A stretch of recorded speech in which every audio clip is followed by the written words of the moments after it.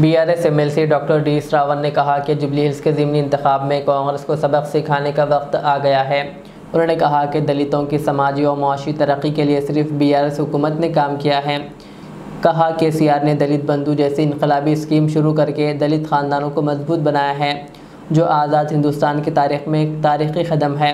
उन्होंने रेवंत रेड्डी हुकूमत पर शदीद तनकीद करते हुए कहा कि इस हुकूमत ने अपने वादे तो भूल गई, पेंशन, दलित बंधु, केसीआर किट जैसे स्कीमें भी बंद कर दी गई। उन्होंने आवाम से अपील की है कि जुबली हिल्स के बाई इलेक्शन में आवाम बीआरएस के कार के निशान को वोट देकर पार्टी उम्मीदवार मागंटी सुनीता गोपीनाथ को कामयाब बनाएं।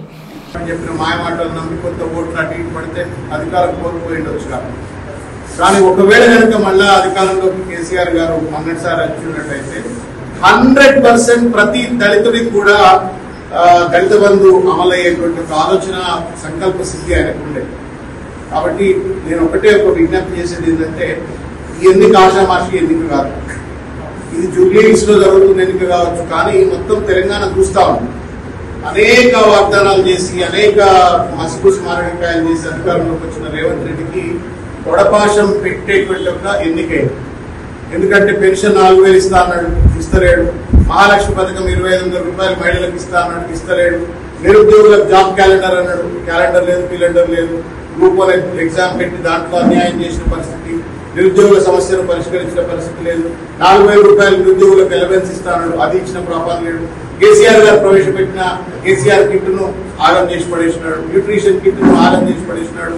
బస్తీ దవాఖానలో పోతే 140 మందులు ఉండేటువంటి దగ్గర 40 మందులు కూడా అందుబాటులో ఉన్నటువంటి పరిస్థితి. చిన్న సన్న రియల్ ఎస్టేట్ వ్యాపారం చేసుకునేటువంటి ఒక మనలాంటి వాళ్ళ పొట్టలు కూడా కొట్టే విధంగా మొత్తం రియల్ ఎస్టేట్ వ్యాపారాన్ని సర్వనాశనం చేసి పడేసాడు. బరకత్ లేకుండా పోయింది ఇంత పెద్ద మనిషి ముఖ్యమంత్రి అయిన తర్వాత. కాబట్టి ఆయన కొంచెం జలకియాలి.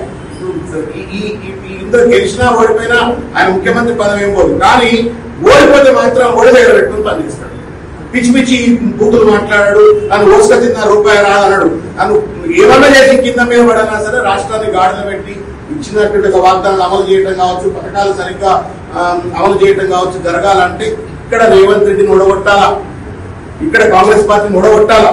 ఈ ఓడగొట్టడం అనేటువంటిది మొత్తం 4 కోట్ల మంది తెలంగాణ ప్రజలకు ఉపయోగపడేటువంటి ఒక వరం అవుతుంది. కాబట్టి మీ చేతిలో ఉన్నది నీ ఓటు కాదు, తెలంగాణ భవిష్యత్తు మీ చేతిలో ఉంది.